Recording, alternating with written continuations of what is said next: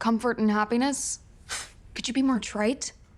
I thought you were some kind of master... Stranger Things video. Stranger Things video. Stranger Things video. Stranger Things Season 5 has come to an end, and with it, so has the show altogether. There is a lot to say. I mean, I've said a lot already. I've made a video about Volume 1, I made a video about Volume 2, and I've tried to break down exactly what has caused so many of the issues we've seen, what are the root problems of this season, but also, I don't like just completely trashing a show because it's the fashionable thing to do on YouTube nowadays. I think that's too simplistic. I also discussed some of the positives, and I maintained a belief that things might slightly improve with the finale. We've got a big 2-hour episodes that should hopefully have room to pull everything into a satisfying climax and conclusion, and now I've seen the finale, I don't hate it. I haven't come out of this show feeling really angry and betrayed or anything, but I am disappointed. I do feel underwhelmed. Without even meaning to, I'm finding myself daydreaming of all the ways I would want to tweak this season, what I would have wanted to do with the story, and when your mind is thinking like that, it suggests you weren't satisfied. There are a lot of issues, but as I say, a lot of them have technically been discussed in my last videos. I'm not gonna tread the same ground, making the same points, but with different examples. What did I say? That too many characters cramp the space we need for impactful developments, that we lack any real impact in general to what happens, there's no consequences when they fail, there's no substantial progress when they succeed, that structurally this season has kept trying to make every story beat its own crescendo, rather than gradually building towards a bigger one later on, and that's made each of these mini crescendos feel weak and repetitive. And whatever else I said in those videos, but today I actually think there's a bigger issue I want to discuss instead, and it's that in the strenuous efforts to try and deliver some kind of conclusion to Stranger Things, it feels like the Duffer Brothers completely forgot what this story was all about. It feels to me like they've completely torn apart the whole point of this show, and I haven't heard anyone else discuss this, so that's what we're going to discuss today, after we all take a moment to gawp at this cool train.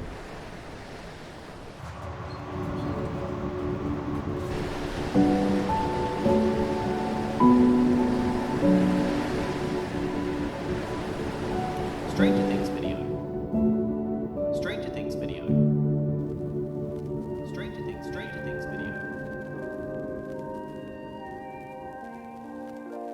Okay, so first let's touch on a few of the positives, to be fair, but I won't dwell here as long today, because it's not the focus of the video this time. There are more good things to say, but here are a few for me. I think Dustin gets a cohesive ending to his story. I've talked a lot about how I've liked his arc this season, and whilst there's nothing massive happening in the finale, it's nice at least to see him and Steve, who were kind of torn apart this season due to the shadow of Eddie between them, now uniting for Eddie, wearing the same ghillie suit, the same homemade spears and shields that Eddie died in, attacking the Mind Flayer and shouting for Eddie. Arguably how easy they just take down this Lovecraftian presence of the Mind Flayer is too simple, but this is still a nice touch for them. It feels like a proper endpoint to their conflict, and then they both get really nice moments in the epilogue. Of course Steve becomes a coach, that's very very fitting. Of course Dustin excels at college, and even before then he gets to... okay, I have no idea how American graduations work, I find all of this weird, but I guess he's some kind of star student now. Not only does that make sense, but it's a nice inverse for how he started this season as the biggest outcast, most readily hated by the community for his unashamed ties to the Hellfire Club. It's nice to see that switch. I mean, admittedly, I have no idea what happens to this subplot, or even what people really think about Eddie now, or any of what transpired. I would have liked an actual development to occur in the story that led Dustin from this ostracized outcast to the celebrated student. And actually, when did any of these kids last go to school? Why hasn't Dustin's mum been wondering where he's been for like the last... No, never mind that. If we start filling up every plot hole, this video will be several hours long. The point is, I like the idea a lot, even if not necessarily the execution of it. The Mind Flayer is a welcome return. I've talked a lot about wanting to see it again and how I would have liked that to happen earlier, and I don't think we go into this showdown with enough stakes for me personally, but it looks really cool. Seeing it transform from the castle was a really nice moment. When we even get a bit of interesting character exploration around Henry in relation to it. I mean, it raises a ton of questions, but I'm glad to have some amount of exploration there, and Jamie Campbell Bower does a brilliant job throughout this season. For me, him and Gaten Matarazzo have been putting in really, really great performances. We've got some great effects, we've got some big, compelling moments, and then we get the epilogue. Honestly, I do find the epilogue too long, too indulgent, too much like just a mash of different end scenes, but they didn't properly know how to conclude the story, so they just filmed everything they could think of, threw it into the pot, and hoped it would come together in the editing room. I don't think it really does come together cohesively, but there's still a lot of sweetness. There's still bits you can't help but smile and be kind of moved by. I can imagine a lot of people are really satisfied by this, and I can understand that. If you come out of this finale really happy, that's a valid opinion. No reason to cynically trash that. It's a good thing. For me, the post-credit sequence with them all put into the player's manual, that was my favourite bit this episode. I did really like that, even if it's probably an advert for merch they're going to sell. I also liked Holly and the others bursting into the basement to play D&D after they leave. I mean, it's a little contrived, but still very, very sweet, and brings attention back to that theme I discussed in my Volume 1 video about our cast of kids being grown up now and being the ones looking out for the generation below them. They never executed that theme convincingly enough for me, but I'm still glad it's there. I'm glad to see Derek and Holly friends. I have a lot of questions about what happened to Derek's family, but never mind that. Some massive effects, some compelling moments, a lot of nice epilogue scenes to wash you in a wave of enjoyable nostalgia and sweetness. But again, for me, how much of this is earned? Let's discuss the problems. But first... Hey, Doc, kids left out their homework.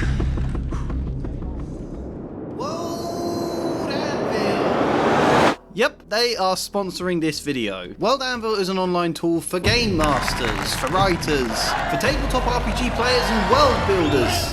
An online tool for designing worlds, creating characters, chronicling history, planning and managing campaigns from a plethora of different games. My best friend uses it for our D&D campaign, I use it for planning my novel. Far better and easier than the scraps of random A4 paper stuffed into a drawer that used to constitute my creative process. Not only can I keep everything in one place where I can easily edit anything I want to, but I can create timelines, hyperlinks branching off to specific characters or articles, family trees, a billion other things. You can even link them all to maps, like here's this basic map I made years ago. If I click on the character Tess, it sends me straight to her page where everything is redacted, and that's like the most basic thing you can do with your maps. There's other creators whose world building looks so much nicer than mine. There's a whole community network on World Anvil if that's your thing. There's so many different cool features for everything you may possibly need. In general, there's been lots of great updates recently, making the interface even simpler and smoother than it already was. World Anvil is great. I am genuinely passionate, I hope you can hear that, and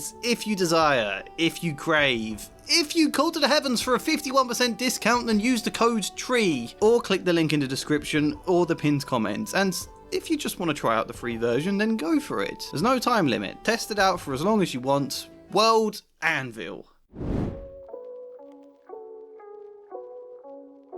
So, as I say, we shouldn't get lost in all the hundreds of plot holes here. I'm not often too pedantic about plot holes, but sometimes they matter for bigger reasons, and Dr. K is such an example. What happened with Dr. K, or any of the military? Elle appeared to die, so they just went away. We don't even see them go away. This is an issue, one, because we're denied any satisfactory ending to what has been a very annoying antagonist here. I wasn't necessarily expecting Dr. K to die, but I was hoping for someone to at least kind of make the point that she has been incredibly wrong about everything, or for her to realise some of that, or even just to vent something cathartic at the least. Maybe that's a bad way to phrase my point, actually, but none of our characters have interacted with her at all since the end of Volume 1. There's no weight to her antagonism here, because there's no clear link to any of the characters, and no story-based conflict between them, just kind of plot conflict. She isn't so much an antagonist as someone who just gives Eleven an excuse to die and then disappears. So much of Stranger Things has been plucky small-town kids outshining the big, stupid, arrogant government forces who always insist they know best but never do. That's been an ongoing theme for most of these seasons, and it just feels a bit confusing to get no similar resolution to the storyline here. What happened to all the pregnant women Dr. K has? I guess they just all die? They all die. I don't know. Dr. K gives up on finding Elle and just does something else with her life. No, of course she doesn't. Earlier in this episode, we saw a random scientist in the past who acquired some mind flayer rock thing. Scientifically, that was possible. We've previously seen the Russians attempting to build their own gates to the Upside Down. People like Dr. K, who have seen the horrors, yes, but also the potential of the Upside Down and the Abyss, will keep pushing as scientists. And it's not inconceivable they'd eventually be able to make another Henry, even if it takes far longer without 11. Of course they will keep pushing, unless we're shown some real character reason she decides not to and decides to work to stop that happening, the way Dr. Owens previously shut down a lot of the research. This story sells us the idea that Elle's death is a perfect resolution for all of the science idiots, and it's not. Especially because one of our antagonists here doesn't even get a moment to express her concluding thoughts on the matter. Yeah, I think that's an issue. And secondly, it's confusing that off-screen, I suppose, all of our gang were just cleared of charges. Aiding someone who was considered and probably still considered a total villain, shooting multiple guards, breaking into military bases, stealing equipment. Apparently, all of our characters just get to return to their lives fine, like nothing happened. That is a real issue for me, and there is a big reason this criticism matters more than just being a slightly confusing plot hole. Keep a pin in that for the moment. Right now though, what bothers me most about Dr. K is that she never really gets to throw a punch in the showdown. She only really does anything substantial after the showdown, after Henry and the Mind Flayer are dead, after the dramatic climax. And for an antagonist that, yeah, I never really cared about, but has been built up a lot this season, I don't think that's enough. Even this episode, we see her capture Mr. Clark and Erica. They then discover the base at Squawk, so they capture Max and Vicky, and I'm thinking, oh good, they're going to shut down the radio tower now or something so that none of the groups can communicate with each other. Or maybe they'll realise the gang are at the top of this tower and they're going to go after them, or, you know, just react to the fact an entire world appears to be dropping on their heads. Oh my god, a world is colliding into ours. We should do something about that. We should fight to prevent it. No, I know, we'll just sit here with some road spikes at the entrance to the gate and wait for 11 to appear. We'll just assume the worlds colliding won't be an issue. That's fine. She'll come back and then we'll grab her. You know, they even find the whole plan for Operation Beanstalk and then do nothing. Granted, this guy with a scarred face storms into the Upside Down lab and kills Carly, but A, Carly isn't really a substantial death at all, and B, he was doing this totally independent of Dr. K. He prevented his team from reporting to her and has kinda gone rogue, I suppose, so she has nothing to do with this at all, which again, this also feels like building to something that never happened, a possible conflict between him and Dr. K. Maybe he's gonna turn on her, maybe he's gonna realise they have to help 11, he's gonna be a force for good now. No, he just gets himself killed, so this whole conflict with Dr. K meant nothing, and I do start to feel that all of this talk about lots of cut content from the show could be the truth, because we do keep seeing lots of things built up in this season that then totally disappear and end incoherently. To best express why Dr. K lacks a satisfying conclusion, let me just off the top of my head suggest 3 things that could have happened. In all of them, they find out about Operation Beanstalk, they realise the gang just climbed into the abyss from atop the radio tower, and then they start sending their own troops after them, including Dr. K herself. If there is a way to get helicopters and jeeps into the abyss, then they can do that too. I'm sure you can write in some plot reasons of how they're able. They're going there in full force because this is where 11 will be. And when they get there, either A, they do something stupid and reckless that makes it even harder for our gang to defeat Henry, and they now have to somewhat deal with the military as well. B, Dr. K sees the Mind Flayer and Vecna and realises they need 11 right now, that regardless of what happens after, Dr. K is finally forced to realise there are far greater concerns and that the military should be helping her fight the Mind Flayer right now. Only they get absolutely decimated in the process, Dr. K dies. Or C, after helping defeat the Mind Flayer, they come to the sort of understanding Hopper and Dr. Owens came to at the end of season 2, where Dr. K chooses to cancel the research and pretend 11 is dead because it's just far too horrific to let this kind of danger threaten the Earth again. Which personally, C makes the most sense to me. I mean, you'd have to flesh out quite a lot there, but it gets to then potentially be a metaphor about the dangers of nuclear weapons or something of the sort. Whatever you do, it provides a clear endpoint for our antagonist, allows them to actually be involved in the big climax of the story here, instead of just being a footnote that happens after it as a very contrived reason for 11 to die. Yes, I think 11 is dead. We'll come to 11 soon. Right now, I've just talked a ridiculously long amount about the character no one is invested in, so let's move on. Basically, we never really got to understand Henry. For 2 seasons now, he has talked about how the world is broken and something better needs to replace it, but I have been dying to ask him this entire time. What is it you are building instead? What better world? What is your plan for a new world? Are you just going to turn the merged Earth and Abyss into a barren landscape with no one but you around? I suppose it's kind of hinted he is going to raise these 12 children and begin a new population that have superpowers, but again, I question, then what? How will that work? What happens if they grow up and start to question you? Why has no one put any of these questions to him? Just challenged him a little, told him his ideas completely insane and has no real foresight to it. You don't have to do that in a very tropey, our heroes explain why the villain is wrong type way, but I think you do have to challenge him, at least for us to understand more. Will almost does when he argues Henry is just a vessel, and then Henry says, no, the Mind Flayer showed me the truth, a new world needs building, but again, why? I don't think you can just chalk this all down to, oh, Henry's being manipulated. There must also be some rationale behind it. And I think this is really damaging for Will's story too, because we get a moment where Will expresses how similar their beginnings were, Will and Henry, but never why Will is different. Why Will making different decisions in his life, and being around people who love him and accept him. Why that matters so much more, and why it is so much more powerful than Henry surrounding himself with vulnerable people to manipulate and abuse. Will was abused, we can say, in a similar way to Henry, but Will does not become an abuser. That's a little on the nose, but it's important. This has been a massive theme that just goes missing at the end of the story. You know, one of the things I praised so much about season 2, despite its structural flaws, was that there's a story genuinely exploring themes of overcoming trauma and SA through Will. And then in came Vecna as a much more blatant metaphor for SA, or at least partly for that, with all sorts of horrible shots like this, a guy who takes children because they're vulnerable, and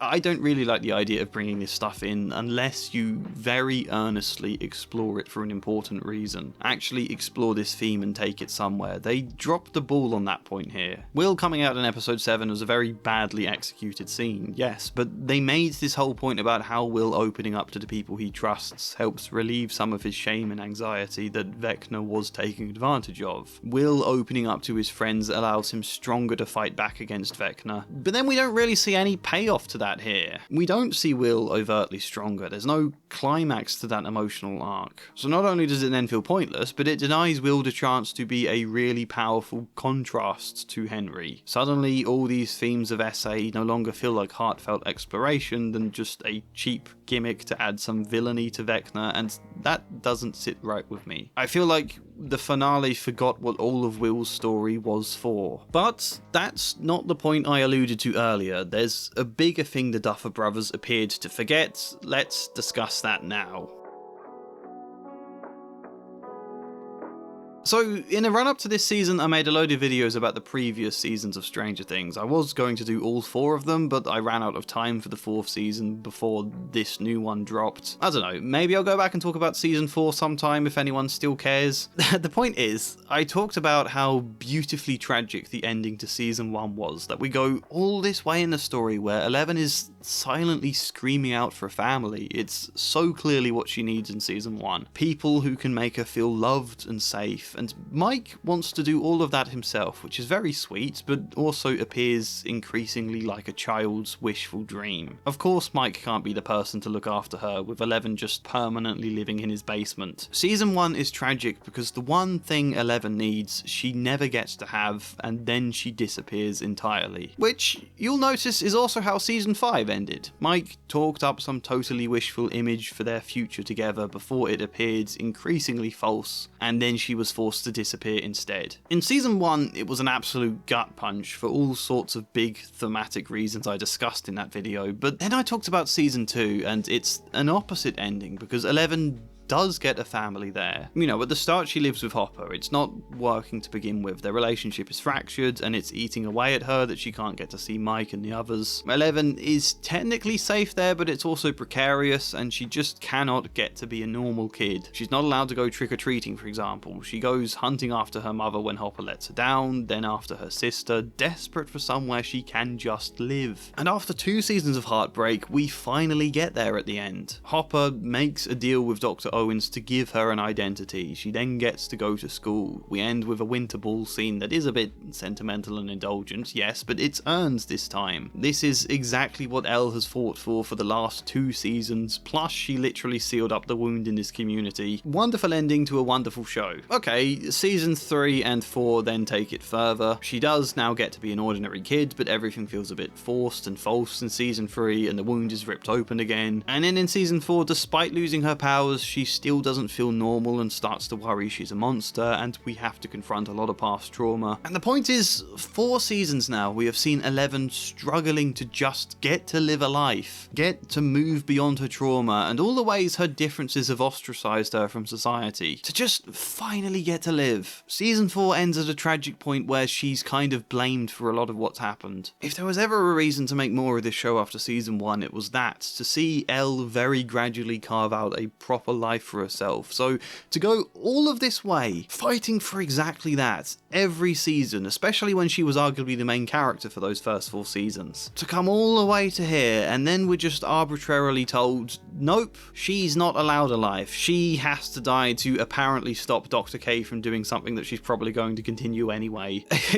What? What was the point in any of this story then? You've just crippled the entire theme and purpose. That we as people can grow beyond our trauma, that we can get to move on, we can live fulfilling lives, no matter how hard it might be for Elle or any of us, and that's just because you're different and seen as a freak, doesn't mean you can't find a home in the world. Apparently that's not the case for Eleven. I can't stress how much this frustrates me. Like, you know, her ending was mostly coherent here. I can understand why some people might be fine with this, if not thrilled. But I think it destroys everything this show has always meant. I think it happened in a very contrived way. I don't think it stops Dr. K. I think it just cycles us back to where we were at season 1, and not in a way that feels like a beautifully tragic cycling back to the past, but just unfulfilling and a bit empty now. Made worse by how everyone else gets to live a perfectly rosy life. The story contorts itself multiple times to accommodate their survival. This is what I meant about Dr. K conveniently dropping out of the story. No one is arrested or dead or injured or even feels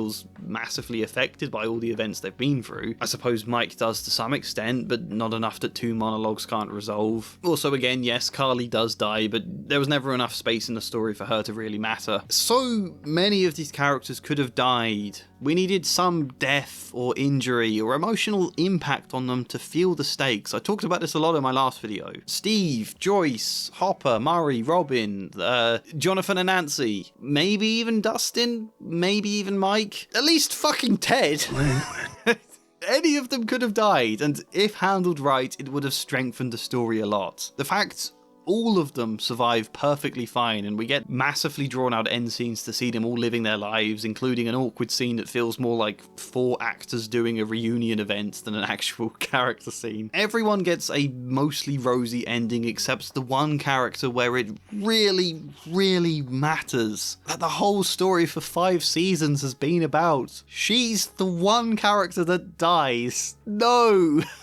You can feel this story struggling to end, I think. Almost half the episode is a long drawn-out end scene after end scene after end scene. To paraphrase Bilbo, it starts to feel like butter scraped too thinly over too much bread. And you might find some of it sweet, but overall, this episode feels to me like the Duffer Brothers were so burdened with the pressure to conclude something so massive that they butchered the whole point of the story in an effort just to finish it. And that hurts. It hurts in relation to a plucky small town versus big government forces. It hurts in relation to Will and themes of SA, and it hurts in relation to everything Eleven's character has always been about. I don't feel betrayed or bitter or anything, but I can empathise with people who do, because this ending does frustrate me. I know exactly what I would have done instead. My brain seems to keep daydreaming about it, but that's just my brain, you know? Comment your thoughts. What did you think of the ending? Like the video if you liked it, subscribe, maybe even support me on Patreon, either as a free member if you just want updates about all the videos I put out. Signing up to my Patreon for free is the best way to be notified about new videos. Or if you do want special benefits such as bonus content, your name in the credits, joining the Discord server, then consider a paid membership, but otherwise, hopefully see you next time. And as ever, a special thank you goes to Flying Spider, Luke Core, Michael Gallagher, Ben Marie, Thafi, Chad Bramwell and Joshua C. Follier. Thank you.